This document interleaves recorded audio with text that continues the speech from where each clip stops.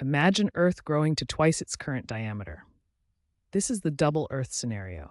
By scaling the diameter by 2, we encounter a dramatic shift in physical properties. While size increases linearly, volume scales cubically.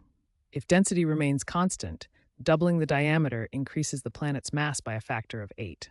Exoplanet studies, like those comparing Kepler-22b to our own solar system, show us that such planets naturally exist in the cosmos. This leads to a super-Earth with surface gravity twice as strong. You would effectively weigh double your current weight. Ultimately, a planet twice the size of Earth pushes the boundaries of habitability, creating an environment vastly different from our own. A planet with double the size of Earth presents a major geological problem.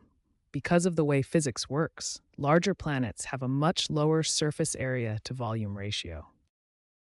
The internal heat is shielded by a massive volume of mantle. While our Earth cools steadily, a double-sized planet keeps its core molten, preventing it from hardening. This trapped energy drives extreme, constant volcanic activity. The surface would be a landscape of flowing magma, constantly venting gases that would make the atmosphere incredibly dense and toxic. Modern astrophysical research reveals a fascinating mystery.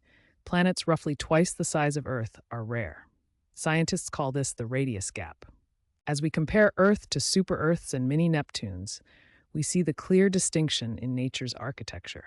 Statistical data confirms this. Rocky planets either remain compact or they cross a threshold and rapidly accumulate thick gaseous envelopes, becoming sub-Neptune gas giants. It seems nature struggles to build a stable, medium-sized world. A planet of that size is likely to either stay small and rocky or transform into a gaseous mini-Neptune. On Earth, subduction zones act as a planetary conveyor belt, recycling crust and regulating carbon. This image shows the healthy mechanism of tectonic subduction. Simulations indicate that a double Earth's increased surface gravity exerts extreme pressure, effectively locking the lithosphere in place. This makes tectonic motion sluggish or completely non-existent. Without active tectonics, the essential recycling of carbon into the mantle fails. As seen in this cycle, carbon release continues, but sequestration stops, causing atmospheric CO2 levels to soar unchecked. This leads to a runaway greenhouse environment. On such a planet, the lack of a tectonic safety valve transforms the surface into a toxic, high-pressure wasteland. We don't have to guess entirely about the nature of super-Earths. Planets like LHS 1140b provide us with real-world data to study. At roughly 1.7 times the radius of Earth, LHS 1140b is a leading candidate for planetary study. It sits right in the interesting transition zone of planetary sizes. Observations show that as planets scale up in size, they transition away from terrestrial homes toward water-rich or gaseous worlds, moving away from Earth-like conditions. LHS 1140b ultimately confirms our theoretical challenge.